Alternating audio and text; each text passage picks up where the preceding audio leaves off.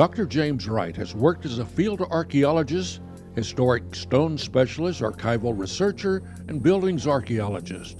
In 2020, he began writing the Medieval Myth-Busting blog, which seeks to investigate and debunk commonly believed and repeated stories about ancient buildings. Dr. Wright joins the Plutopia podcast this time as we discuss his career and his latest book, Historic Building Myth-Busting.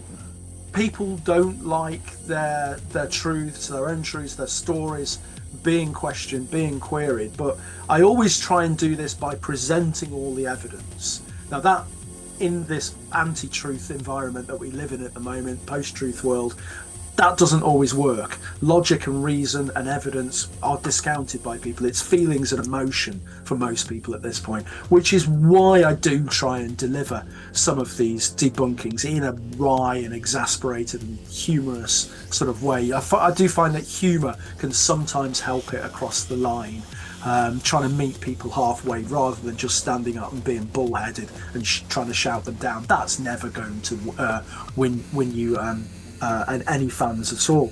But I always do show my working out. I always do show where the evidence comes from. I do think that the truth is fundamentally important. Hey, welcome to the Plutopia News Network podcast. I'm Jon Lebkowsky, and I'm joined by my partner in crime, Scoop Sweeney, and our co-host, Wendy Grossman, who's logging in from Pennsylvania, though she's usually logging in from London. We are very pleased to have as our guest today a man who is a buildings archaeologist. We're going to be diving beneath floorboards, up into attics, through hidden passages of history with Dr. James Wright, founder of, and I want to get this pronunciation right. Is it Triskele? Triskele Heritage. Triskele Heritage. Triskele. Okay. He's the founder of Triskele Heritage. And for more than 20 years, 2 decades, James has been rummaging through cellars, sifting garden soil, and decoding its centuries-old masonry to uncover how everyday and not so everyday people really lived in the medieval world. And you might know him from his hit Medieval Myth-Busting blog. And if you haven't seen it, look it up. His appearances on Time Team and the Great British Dig, or his recent book, Historic Building Myth-Busting from the History Press. So get ready to separate fact from folklore as we welcome Dr. James Wright to the podcast. Wow, thank you very much. As introductions go, that was very comprehensive, and I think we can score it very highly in competition with all the other podcasts that I've done. A true 9.5 out of 10. Well done. Yeah, thank you. Thank you. Well, I guess our first question is kind of where you primarily focus as an archaeologist of historic buildings. What kinds of buildings do you consider? So I have historically looked at all standing buildings. I'm interested with almost anything with a roof on it, to be honest with you. But I've looked at, probably the earliest buildings I've looked at have been 12th century, maybe a late 11th century. And I've gone all the way through well into the 20th century. Everything has an archaeology. And you can study the archaeology of music or the archaeology of sport. And I just happen to study the archaeology of buildings. And because you can go back and look at how buildings have been used and developed, you can do that all over the world because there are structures built by most communities, most societies. I happen to have grown up in central England, and as a result, I've always looked at what I know, the buildings in my area. Now, I do work all over the British Isles, but primarily I can be found in the bottom half, if you like, of England. So maybe working from places like Yorkshire and Lancashire downwards towards the English Channel. And I really specialise in medieval buildings. So we're looking at buildings from about 1000 AD through to about 1500 or thereabouts. But also I go on And I'm quite happy looking at what we call the early modern period. So the period of the Tudors and the Stuarts in the 16th and 17th centuries. I'll freely admit that I do start to glaze over and get a little bit bored somewhere after the British Civil Wars. So somewhere in the second half of the 17th century, I find my enthusiasm dwindling a little bit. But that's not to say that I haven't done lots of buildings post that. And I've been doing this for actually now more like 25 years as a professional archaeologist, and trying to help people to understand the development of the buildings that they live and work in. So you're not just studying buildings, you're also myth busting. What's the approach for myth busting? Okay, so when I go around and essentially help people to understand things like the form and the function, the materials and the fabric, the setting and the context, the phasing and development of their buildings, very frequently the same stories crop up. And this happens all over the country. You get the same groups of stories. And these might include people who live or work in a timber frame building, and they will say, the timbers of this building were reclaimed from warships. And sometimes they'll go into very great detail and say it was one of the Spanish-Armada ships which was wrecked, and they reclaimed the timbers and into the building it went. Or the other very common one is the Battle of Trafalgar. That crops up quite a bit. And these stories are told the length and breadth of the country. Another classic of the genre, which you alluded to in the introduction, is that there are hidden tunnels underneath the landscape, and such a building is connected to another building over there 5 miles away or something like that via a secret passage. And there's fervent belief in stories such as this, and they are told all over the country, and people rarely critically evaluate them. They rarely say, but is this true? What's the practicalities? What's the realities here? Do we have any evidence? Most people are connected to these stories on an emotional level. They say something about the societies and individuals that tell them. And because I've encountered these stories for so long, gradually I began to understand that the folklore, the yarns, the tales, the myths, the legends form a corpus of tales which are told everywhere. And I wanted to try and initially ask questions of them. Are they ever true? Is there any evidence to say, well, this one could be correct? And then if there isn't the evidence, well, can we debunk the tales?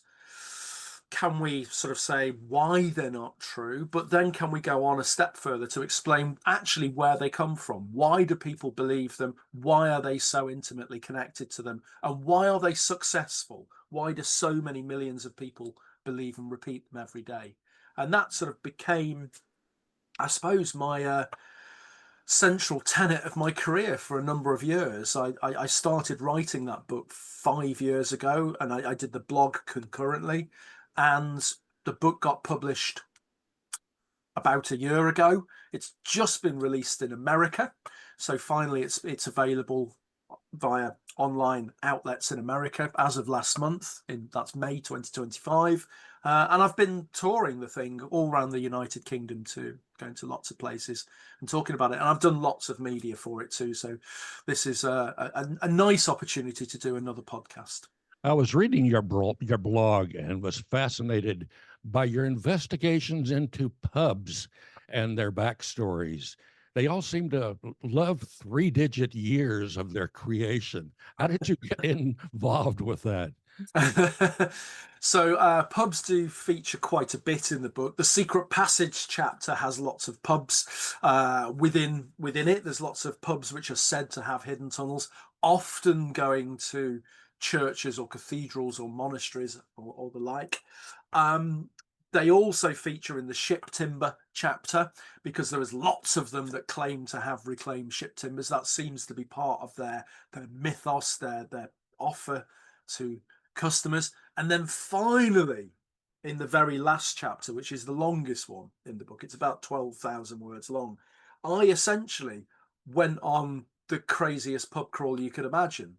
I went all over the country trying to find Britain's oldest pub, because there's so many pubs that make the claim to be the oldest in the town, the county, or the country. And there's about 24 pubs which claim to be the oldest in England or Britain.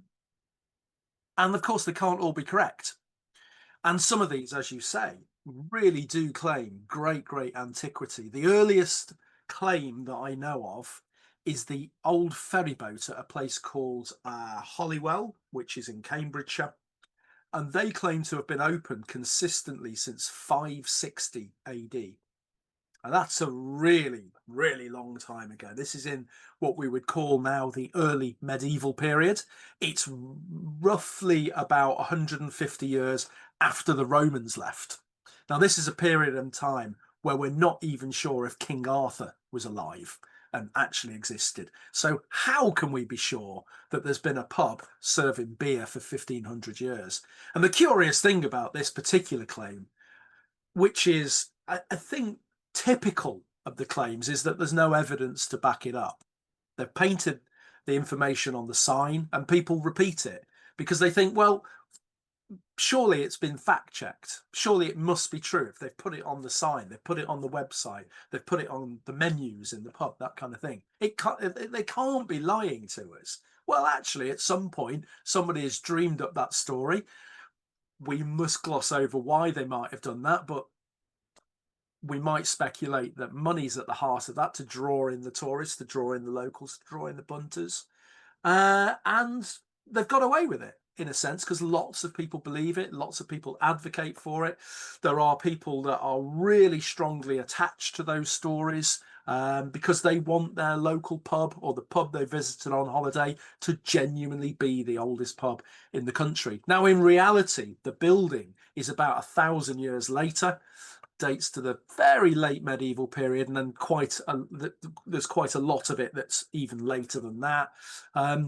It opened as a pub even later than that in the post-medieval period, and they're relying on the fact that people don't know the difference between a structure of about 1500 and a structure of about 560, 6th century, essentially. Well, you know, to an American tourist, everything looks old. Yeah, and that plays a big part in it. And people come from all over the world to go to these pubs. So the nearest one to me, our East Midlands local claimant for oldest pub in England, is the trip to Jerusalem, which is famous the world over. People come from all over the world to have a pint there. I used to work there in the late 90s, and we had people coming from New Zealand, from Australia, from all over America, from Canada, to have a pint in what purports to be the oldest pub in England. And it's got the signage on the wall, dates to 1189, even says the oldest in England. And yet it's a late 17th century building. Its famous caves out the back are also 17th century in date. And it wasn't open as a pub until the middle years of the 18th century. And we know all this. It's the archaeology speaks volumes. You can tell the date of a building by looking at the details of its construction. In this instance, it's the detail of the timber framing of the trip. And then the archival record fills in the rest, because we find that the first record of its use as a pub is 1751. So the evidence is out there, but it's never really looked at by the claimants because they pick a crazy early date and go for that one. And as I say, there's about 24 all over the country with various advocates. So I looked at all of these claimants, and what did I find? Well, of the pubs that claim to be the oldest, not one of them has got the evidence, the chops to back it up. But you can go and use archaeology. You can use the archival records. You can use the building as an object with a biography and a material culture that can be read.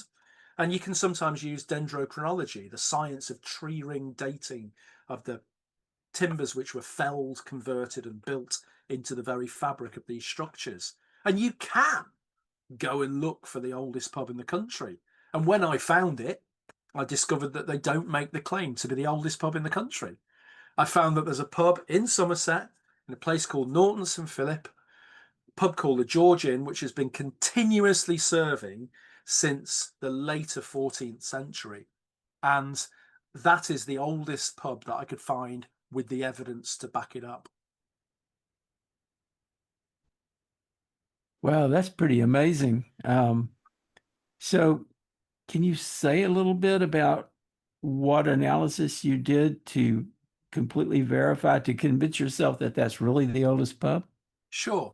So I use the techniques of buildings archaeology, which I've just alluded to just in the last bit of the chat. I looked at the archival record, the fact that this pub had been developed by local monks from 2 miles away at a place called Hinton Charterhouse to essentially act as a commercial venture. They had these wool fairs which brought income to the monastery, and initially they were held at the monastery, but that's noisy, there's lots of visitors, it disrupts the quiet sanctity of the monastic precinct. So in the middle years of the 14th century they shifted those fairs 2 miles down the road to the village of Norton St Philip, and that was successful, and the monks realized we need to build an infrastructure. And so the archival record indicates that by the later 14th century they were developing this great big inn with a huge courtyard and all the ancillary buildings that you need, your buttery for storing beer and your pantry for bread to serve up to the guests.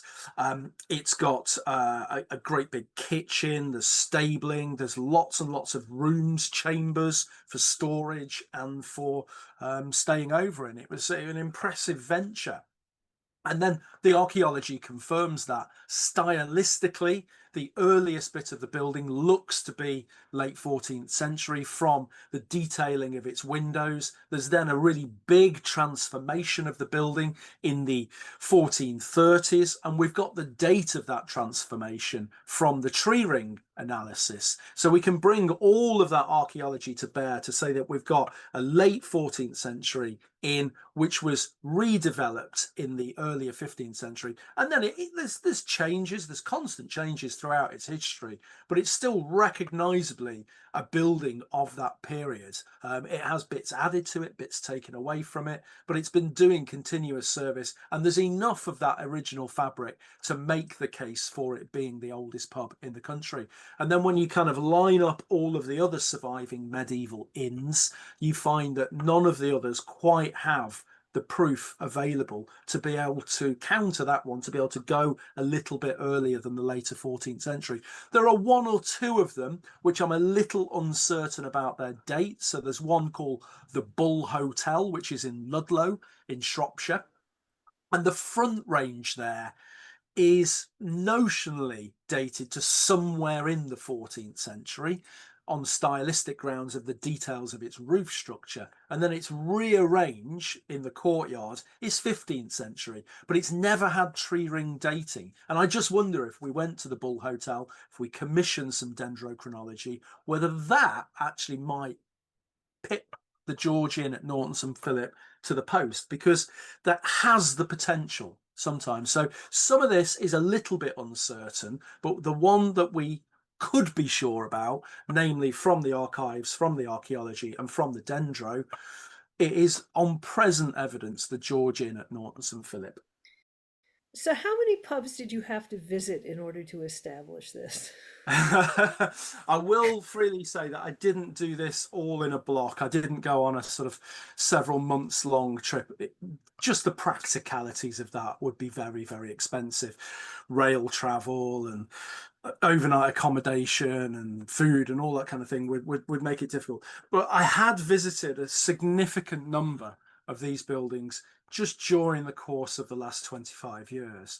So I've been able to look at them sometimes in a casual basis, sometimes in a more formal setting over the years, but also I was doing quite a lot of it remotely as well, because there's quite a lot of publications. Actually, not a lot, but there's a reasonable number of publications, including a small number of pretty good surveys of some of these buildings. So there's a good survey, for example, of the Angel and Royal at Grantham in Lincolnshire, which was looked at maybe about 10 or 15 years ago by a chap called Philip Dixon, who was actually my mentor at the University of Nottingham.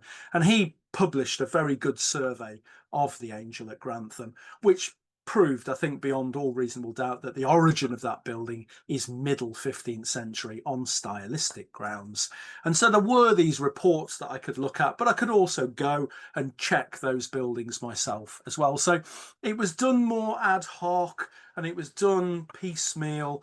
I couldn't really group it all together and say, this is how long it took me to do it. I did it all in one block, because essentially the field work for the book essentially has been going on all of my career, and I've been able to draw on elements of the surveys that I've been doing since the very, very late 90s or early 2000s. So that's kind of how it came together. It's been drawing together threads and strands and observations over a quarter of a century.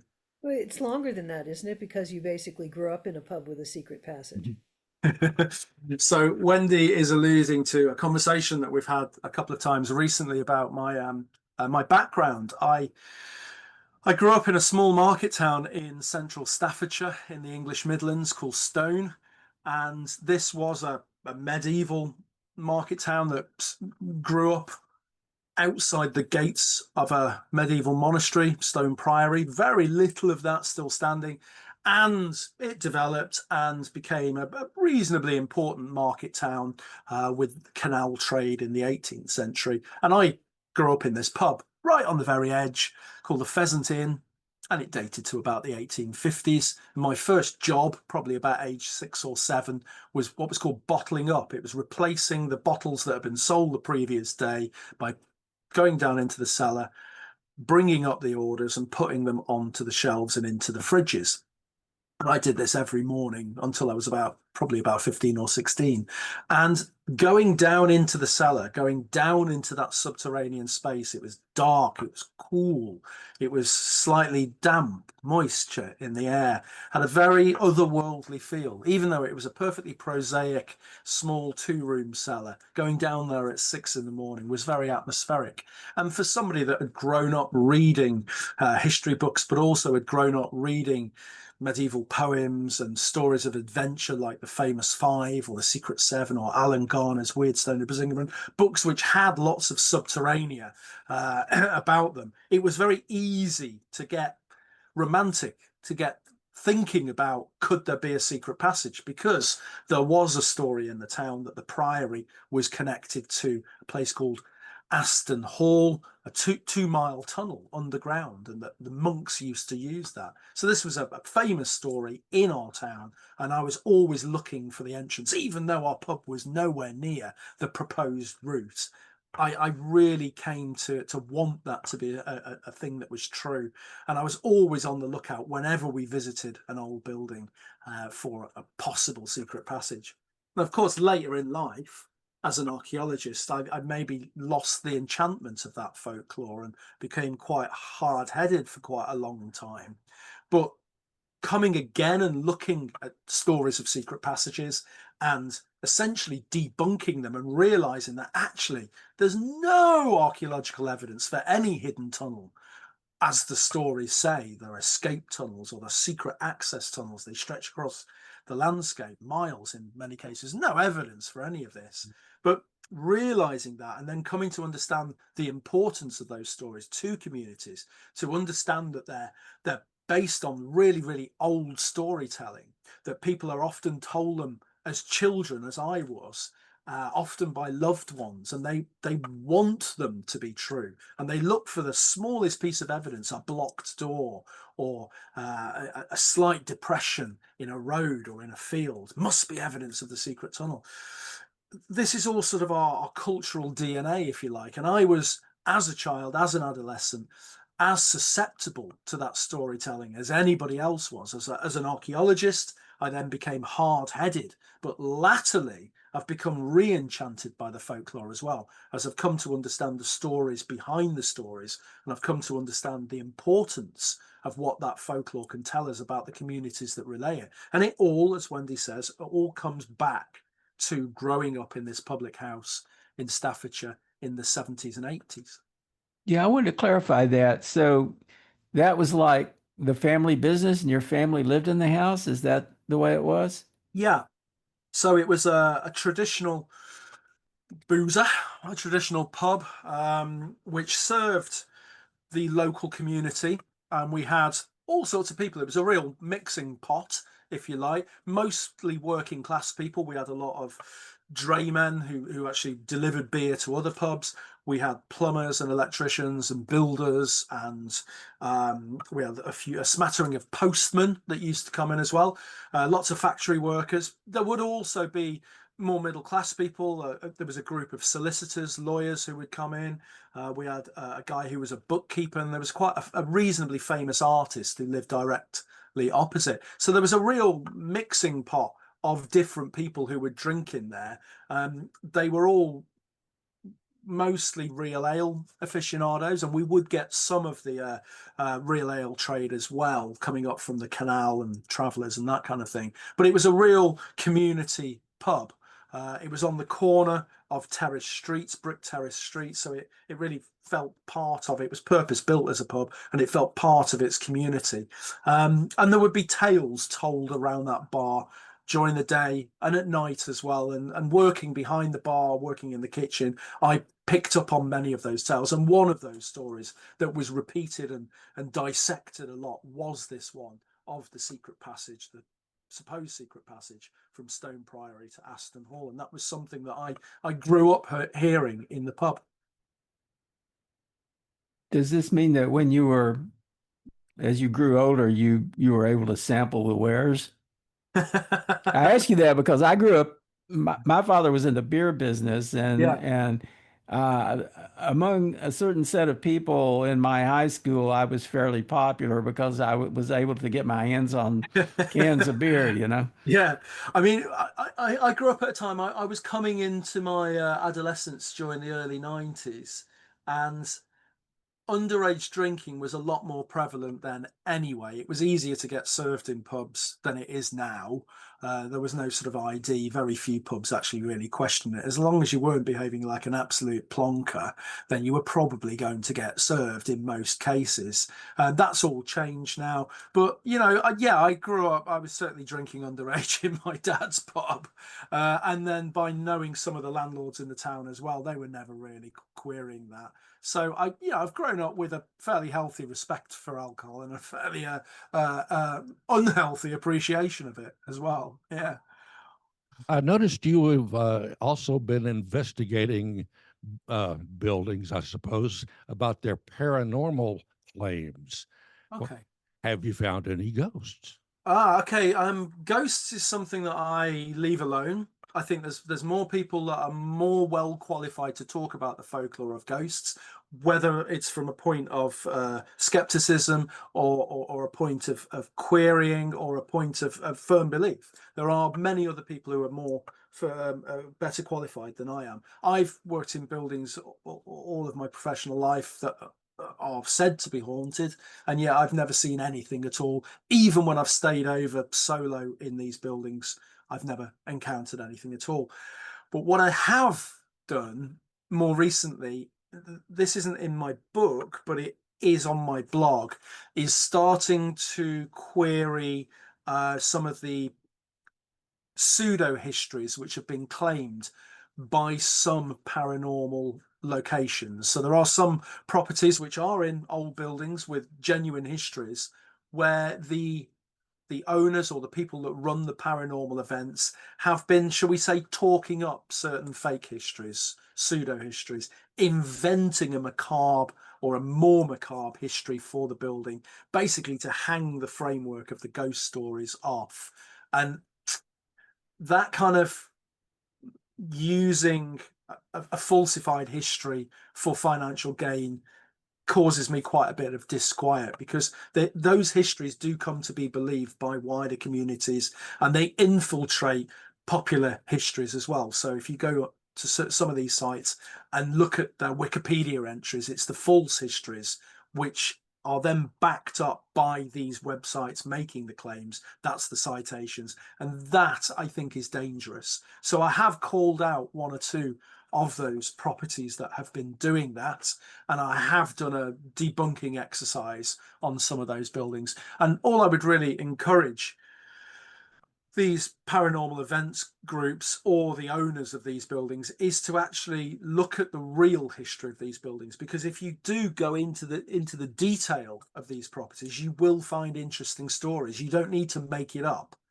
There will be something that will be there that will act as a draw for your potential customer base. So, for example, if you're looking for a macabre history, I did a survey a good while ago now of a railway tunnel that goes underneath the Albert Dock in the Docklands of London. It's 1.5 miles long, this thing is, dates to the middle years of the 19th century. And it was a great big thing that was being brought back into use as part of the Elizabeth line, the new Crossrail line in London. And we were down there for a week or so. It was a huge, great big thing. And it was only after the survey that I then went to do the archival history of the thing, and looking through newspaper accounts from the 1870s, found a piece of macabre history whereby a gunner from the Woolwich Arsenal had been going out on a date with his fiancée. He'd been going through a lot of debt. He was facing Great Depression, and he essentially pulled out a pistol and he shot her, and then he shot himself. So there are these macabre histories. Some people might say, oh, then his ghost was forever seen in the tunnel. But those stories do exist if that's what you're interested in. If it is that kind of esoteric, arcane, spooky history, there are these tales out there, in terms of true crime or the like. You can go and research these things. You don't need to necessarily go and invent stories and falsify history, which then gets taken as being real by the community at large.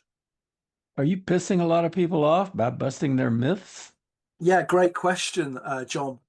There are certainly some people that have, shall we say, not reacted well to the truth.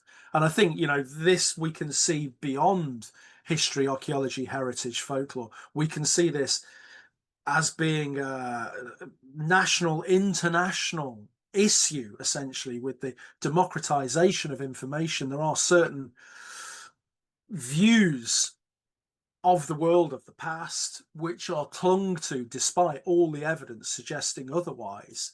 And there is this sort of anti-truth movement which is problematic. Now, coming back within the heritage world again for a moment, I have certainly upset some people, and I have upset some people within the paranormal community by debunking their claims. There are one or two pub landlords who are perhaps not best pleased.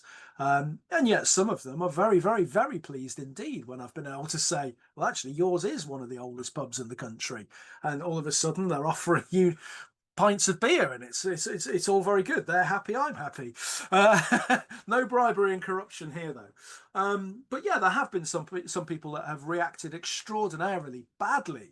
And that has played out online on social media. Some people start emailing me and sending me increasingly more furious and unhinged messages, and one or two of them have even turned up at events that I've been doing to actually wag the finger at me and have a good shout. So yeah, people don't like their truths, their own truths, their stories being questioned, being queried. But I always try and do this by presenting all the evidence. Now, that in this anti-truth environment that we live in at the moment, post-truth world, that doesn't always work. Logic and reason and evidence are discounted by people. It's feelings and emotion for most people at this point, which is why I do try and deliver some of these debunkings in a wry and exasperated and humorous sort of way. I do find that humor can sometimes help it across the line, trying to meet people halfway rather than just standing up and being bullheaded and trying to shout them down. That's never going to win you and any fans at all. But I always do show my working out. I always do show where the evidence comes from. I do think that the truth is fundamentally important. Is it true that you do a 12-hour one-man conference where you talk for 12 hours? Yeah. Yeah, I've done that. How many times have I done that now? Is it 2 or 3?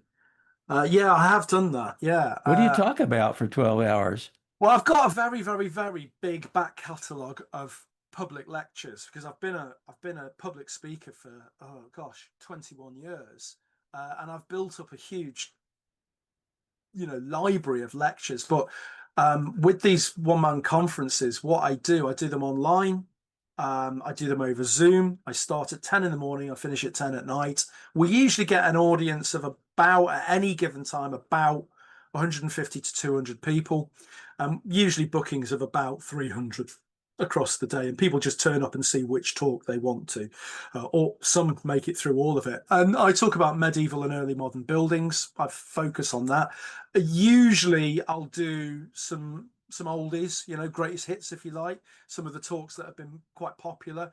I'll try and theme the day so that there's a through conversation going on, but I'll also offer new talks as well. So the last one that I did a few months ago, I think I did 2 brand new bespoke talks as well, to act as an offer to people who had maybe seen some of the older stuff. So I did a talk on the secrets of ancient walls, looking at the wall in detail, something that we possibly don't even consider, the very walls of our building. Well, let's look at how they go together. Let's look at their kind of folklore. Let's look at some of the archaeological clues contained within them. And then I did the same, but looking at floors as well, which I liked your introduction earlier when you said lifting the floorboards, because I've literally done that in some buildings where we've actually popped up the floorboards to see what lies beneath. I was looking at another of your blog entries, Sex, Stone Mansions, and the Sacred, and I was entranced. And this is an adult-only kind of podcast. So can you explain more about what you found as far as sex and stonemasons? So this is a blog that later went on to become about half of one of my book chapters in historic building myth busting. And this relates to a popular story about church architecture, because within medieval churches, which are supposed to be holy and sanctified and, beautiful and representative of the Catholic medieval religion, there are an incredibly large number of obscene carvings. And when I say obscene, I mean absolute, to our minds, filth. There are people up on the walls masturbating. There are people fucking in every possible combination that you could possibly imagine. There's same-sex action going on up there. There's people sucking their own cocks. There's people rimming themselves. Anything that you can possibly imagine and see in a modern porno is going on up on the walls. And I can see here that we're screen sharing the Laxton Demon, where we've got a demon who is swallowing into his throat a very, very, very naked man who is presenting his buttocks. You can see the sphincter, you can see this massive cock and balls. That dates to the 15th century. And the stories about these things tend to be that they are, in a sense, stonemasons' jokes or stonemasons' satires or stonemasons' complaints. The story usually, as repeated, is that the mason hasn't been paid properly, if at all, and so they pop these carvings in to essentially bring the church down, to satirize the priest, or to say what they think of the bishop or the clerk of the works. And that story is told the length of the country. And yet it's a curious one, because some of these are really noticeable. So that Laxton Demon is about 3 foot high. He's a really, really big boy, and you can't miss him. That's the sort of thing that gets noticed. You can't just slip it past the church authorities.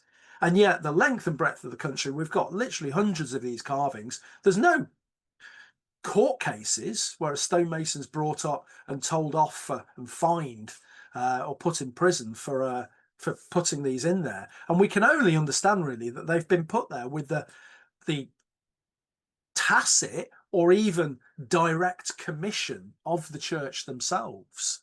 And so I've looked at that. I've looked at what's going on here. Why are there so many naughty, obscene carvings in the churches? And what I found really blew my mind, because they seem to be representative of a very, very obscure form of theology called negative mysticism, which basically says that you need, if you're going to be a good Christian, to take your place to the darkest place. You need to go to the darkest place. You need to face temptation. You need to face the ultimate sins. And if you can overcome that, if you can take your place, yourself to a place of disarrangement, the furthest away from sanctity you possibly can, only then can you overcome temptation and damnation and receive ultimate enlightenment and salvation.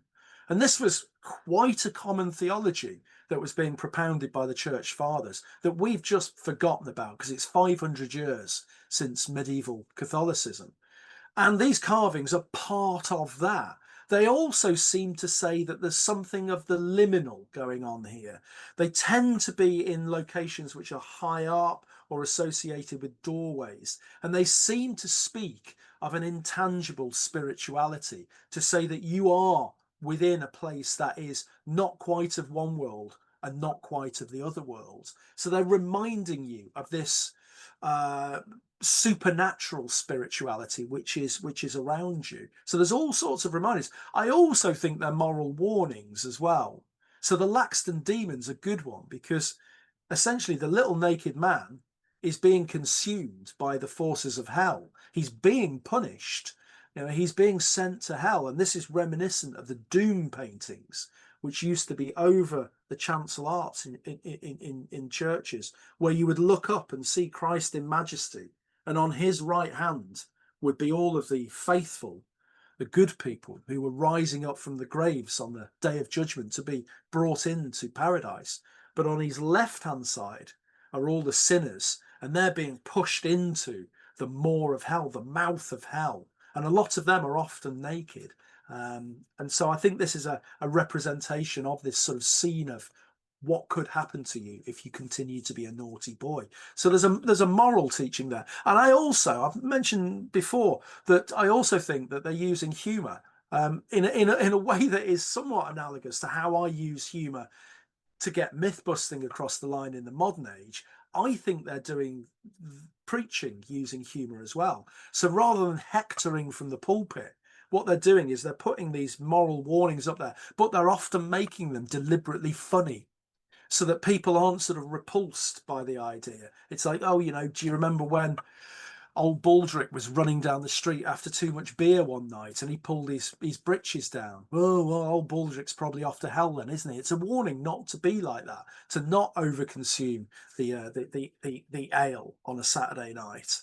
And, this idea of humour being earthy and naughty, I mean, come on, that's there in some of the greatest literature of the medieval period. You read your Chaucer, it's filth. There's so many reprobates in there. People are getting their bums and their dicks out all the time.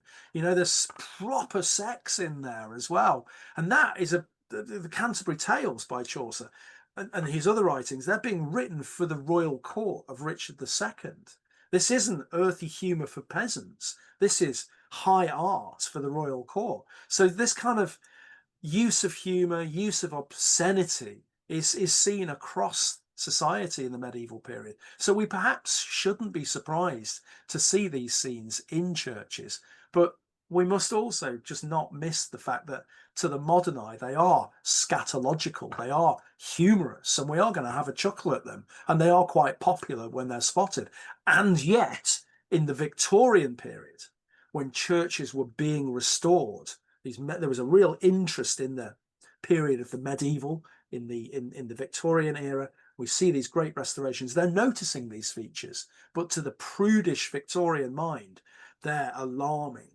And they can't possibly conceive that the church would have commissioned these things. And yet they did. So what the Victorians do is start to concoct these stories about stonemasons and their anti-establishment ways, and the fact that they do this to satirize the church. And that comes through into the 20th century. So a lot of the stories that I do debunk in the blog and within the book are essentially coming out of the Victorian world, and we've inherited their way of thinking. Have you had any big surprises where your own misconceptions were challenged by your research? Yeah, that's a really good question. Thank you, John. Yes, I mentioned right at the beginning this story of ship timbers. the reuse of them, and the idea that so many of them were salvaged from the Spanish Armada or the Battle of Trafalgar, and 99.99 recurring percent of claims of ship timbers in buildings is untrue. It's the romanticism of the sea, the island nation, the maritime naval conquests, the development of the British Empire. You can see where those stories come from, why they're so popular. Also, just a misreading and misinterpretation of the evidence.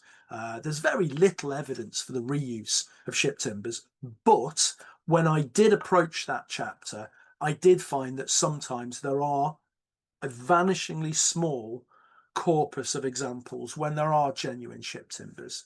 Now, I've been doing building surveys. I've done hundreds of them in my career, and I've only seen it twice where there is a genuine ship timber in a building. And of those occasions, that only happened during a professional survey that I was commissioned to do once in my entire quarter of a century career. And that was in a small cottage overlooking the harbour at Whitby in North Yorkshire, a famous town for all sorts of reasons, of course, most famously for its associations with Bram Stoker's Dracula. But historically, this was a big fishing port, but also a shipbuilding and ship-breaking port as well. And because this cottage is only within spitting distance of the harbour, a few of those timbers did end up coming up the cliff in the probably later 18th century and were incorporated. And they're part of the ribs of a large boat or a small ship. And they were incorporated in the collar of a roof structure, in the lintels of two doors, and the bracket of a fireplace. So just 4 timbers that I've seen during professional surveys, but perhaps not a great surprise given the context of the finds in Whitby, but also the time period as well, because by the industrial period, by the later 18th century, there was a genuine lack of building timber, of oak in particular, in this country. And that's when we start to see imports coming from the Baltic and indeed from America as well. And you can see that there may have been a temptation to reuse some of the better preserved bits of timber. But think about it logically. You've got a timber which has spent years, decades at sea. It's not going to be in great shape as a result of the salination, as a result of the wet and the pressures of the wind and the seas. It's not going to be in great condition. Also, old oak is like bell metal. It's like concrete. It's really, really hard and heavy to work with. What carpenters really wanted was fresh green oak, still with the sap, still with the resins, and they can essentially cut that almost like butter. They don't want the hard stuff that's essentially knackered. But there are a small number of cases where they were forced into using it at that later period in the 18th and the 19th century. So that was really the one time where I was challenged, because I genuinely thought that all of these rumours of ship timbers was untrue. But I did find, reading around and looking at other people's surveys, and then also encountering this in my own work when doing a survey in Whitby, that it is in a vanishingly small number of cases true. But in the book, in the 9 chapters that I look at, that was the only one where the myth was sometimes correct. We haven't talked about castles at all. I'm actually staying with a friend, and I asked her if she knew why staircases in castles, medieval castles, tend to spiral to the right. Yeah. And she said, well, for the sword arm. Now, this is a woman who reads quite a lot and reads a lot about medieval architecture, so I was a little surprised.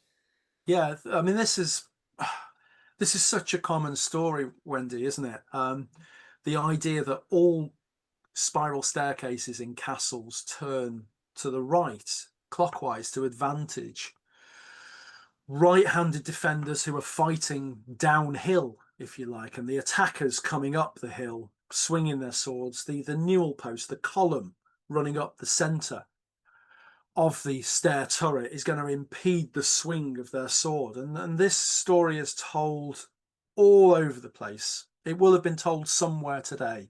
It's told by visitors to castles, tour guides, there's plenty of historians who I think probably should know better that have repeated it and do repeat it. It's on TV, it's on radio, it's on podcasts, it's in magazines, it's in newspapers, it's on websites, it's in the history books. It's so, so common. And it's, for many people, it's the one thing that they know about castles. So anecdotally, I stood on the bottom step of the Mortimer's Tower at Ludlow, a 13th century tower with a spiral staircase that does turn clockwise, in 2022. And I counted how many times that story was told, and I heard it 6 times in under 5 minutes. And it wasn't even a busy day. That's how popular this story is. And when it was being told, it was always an elder male telling it to a woman or a younger child. It was never a man to a man. It seemed to be, there was a kind of a hierarchy, but it was always an elder male. It's a boy's story. It's a martial story. It's a tough story. And yet not a word of it is true. Not a word of it is based on the lived reality of the medieval period. Because 30% of spiral staircases go the other way. They go anti-clockwise and always have done. Right, going back to the Norman conquest and the anarchy of Stephen and through to the Edwardian conquest of Wales, all of the castles of these, well, not all of them, but many castles of those periods have got spiral staircases which go the other way. So are we to expect that patrons and builders were deliberately hamstringing their soldiers, or does the story not stack up? Because we have absolutely no evidence for any kind of fighting on staircases throughout the entire medieval period. And logically, if you're fighting on the staircases, the game's up and you've already lost. Also, practically, it doesn't really stack up. Because if you think about fighting with a heavy weapon in heavy armor, and you're fighting downwards and you're slashing like that, you're going to overbalance yourself. These are steep, these staircases are. And in reality, the guy coming up the stairs, he just wants a short stabbing weapon because he's got access to your feet, your ankles, and your nether regions. So practically, these don't work. They're also really, really narrow. There's no room for swinging. You can only stab. And, you know, when you think about it, it doesn't stack up. But I went a bit more deep with this one. I wanted to find out where it came from, and I originally thought it was going to be something like an 18th century antiquarian or maybe a military historian from the 19th century. But what really surprised me is how recent the story is. It was first cited in 1902 by an art critic called Theodore Cook, and Cook has an interesting biography because he invented this story himself. It came out of his own head, and he was at the time writing a book about spirals. It's called Spirals in Nature and Art. So of course he had to look at the spiral staircase, or the helical staircase to give it its true name. He was looking at the spiral staircase, and throughout his writings, not just in his spirals book, he's obsessed with left-handers. Really obsessed with the fact that left-handers, to his mind, excelled at whatever they did. And this always struck me as a bit odd. And I was like, why is he so obsessed with people who use their left hand, thinking that they're great? Then I found out that Cook's real joy in the world was fencing. And he was the founder of Oxford University's fencing club. He sat on the committees of the Amateur Fencing Association, and he picked for the British Olympic Association, and also he was the fencing correspondent for the Daily Telegraph. So this is a guy obsessed with spirals, left-handedness and fencing. And the reason that the left-handedness comes in is because he'd observed left-handed fencers, and he found that they were often victorious because they knew how a right-hander would fight, and they also knew how a left-hander would fight. But there were so few left-handed fencers that right-handed fencers struggled to find anyone to You see that in practice. tennis. Yeah, You tennis. see that in pro tennis. And indeed in boxing as well, with the old southpaws as well. So Cook dreams up this story, essentially. And it takes a little while to get hold, but by the early 1910s, an American journalist has repeated it and cited Cook as the originator. And then in the late 1930s, Hollywood produces The Adventures of Robin Hood, starring Errol Flynn. And right at the end of that film, there's a set-piece sword fight on a spiral staircase between Flynn and Basil Rathbone as the Sheriff of Nottingham. And that kind of gives people license. Hollywood has shown it, so it must be true. And around the same time, there's a genuine castle specialist called Sidney Toy, who reiterates Theodore Cook's thesis in a popular selling book. So that's given the kind of the historian's credibility. But since that moment, I don't know of any castle specialists worth their salt who've ever believed it or repeated it. But it is a popular story, and it's one that people get proper narky about on the internet. I get a lot of hate mail about this one from old white men. So is there actually a real reason why most of them were built going most of them were built clockwise? Is there any particular reason, or is it just that that's how people think? It's difficult to determine, and a few of us have spent probably more time than we should have thinking about this. It has been pointed out that as you go up a clockwise newel or staircase, your feet will be on the widest part of the tread as you go up, and you can use your left hand, most people being right-handed, to steady yourself on the wall or with a rope or a chain or even a handrail, and have your right hand free for carrying goods. Now, obviously, that doesn't work on your way back down.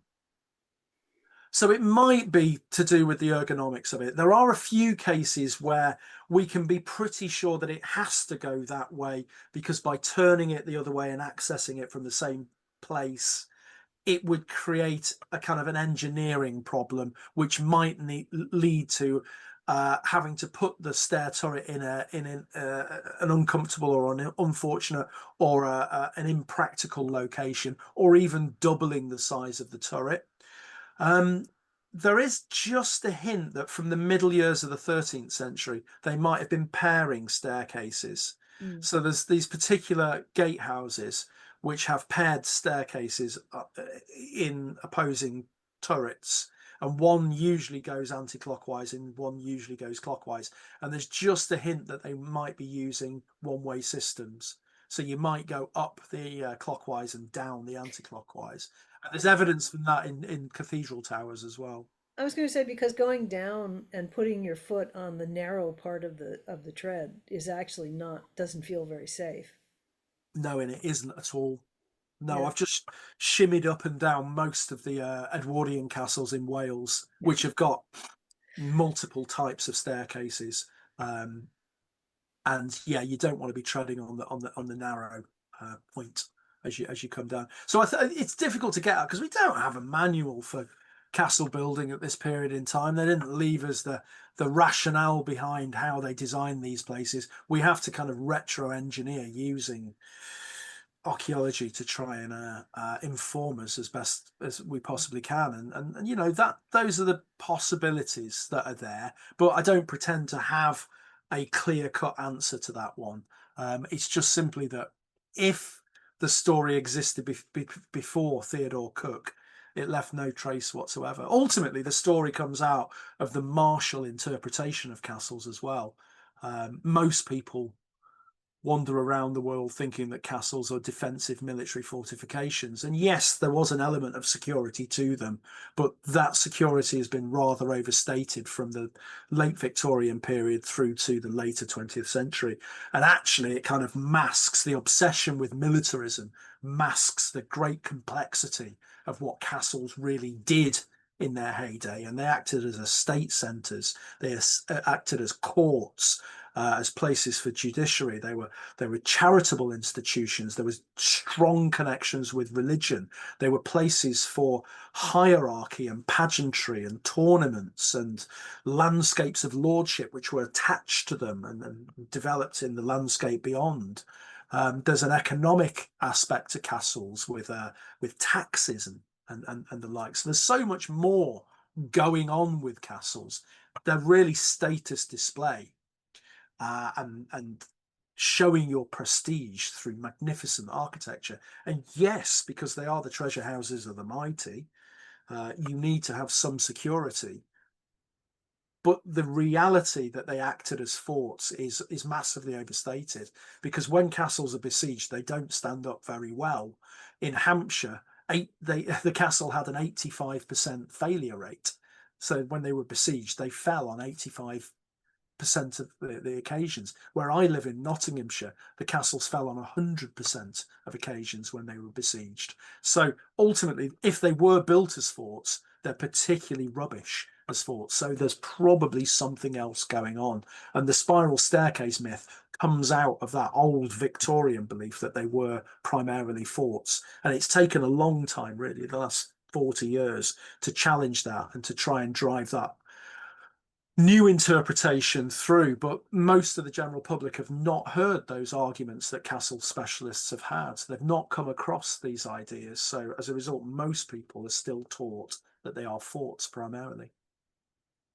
I'm sitting here thinking of other questions, but we're actually out of time. We've been talking for an hour. No problem. So maybe you could come back sometime. And I was going to ask about moats. I think a lot of us received our knowledge of castles in this country from watching Monty Python. Of course. Well, my favorite scene from Monty Python is a scene of a siege. And it's where they go to besiege the castle where they think the Grail is, and they develop the Trojan rabbit, don't they? And they push it up to the walls and they run back and hide. Yeah, and John Cleese is the taunting Frenchman. Yeah, exactly that moment there. But I like it when he comes out with the line, "Some kind of badger."